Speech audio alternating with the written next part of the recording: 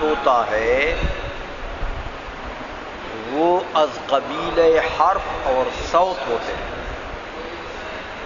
یعنی وہ یا حرف ہوتا ہے یا حروف سے مرکب ہوتا ہے، حروف سے مرکب ہوتا ہے۔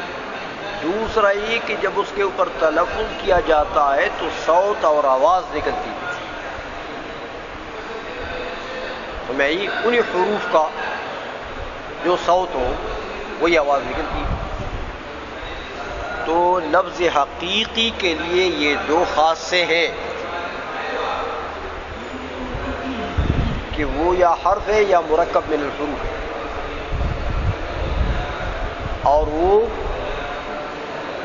یعنی تحت الصوت آتا ہے، تو میں اس کی ادائیگی کے وقت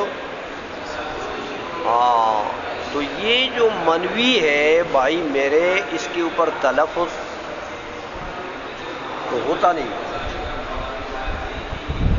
تو جب تلفظ نہیں ہوتا تو از قبیلہ حرف کیسے ہو گیا اور از قبیلہ صوت کیسے ہو گیا؟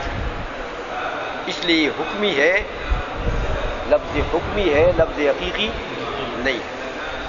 اسی جملے پر ایک اعتراض ہوتا ہے کہ یہ جو انہوں نے کہا کہ الحرف ہے والصوت، یہاں صوت کی ضرورت ہی نہیں۔ اس کی وجہ یہ ہے کیونکہ صوت ویسے بھی حرف کو لازم ہے، کیونکہ حرف لفظ ہے اور لفظ کہتے ہی ما یتلفظ به الانسان کو ہے، تو اس میں صوت کہ ذکر کی ضرورت نہیں تھی، اس کی ضرورت نہیں تھی۔ تو اس کا جواب یہ ہے کہ یہ جو صوت ہے یہ عام ہے حرف سے، اور عام کا عطف خاص پر جائز ہے، اور اس کا عکس جائز نہیں ہے، لیکن یہ کیونکہ حرف خاص ہے صوت عام ہے تو یہ عام کا عطف خاص پر ہے، لہٰذا یہ جائز ہے۔ اور یہ ٹھیک ہے کہ یہ حرف و صوت لازم ہے، لازم، لیکن یہ تصریح بما علم ضمناً ہے نا، صوت کا لفظ ذکر کر کے جو ضمناً معلوم ہو گیا تھا صوت، لیکن اس کی بعد میں تصریح بھی کر دی، تو تصریح بما علم ضمناً تو کلام بلیغ میں ہوتی ہے نا۔ اچھا آگے، اب یہ کہتے ہیں کہ اذ لیس من مقولۃ الحرف والصوت اصلاً،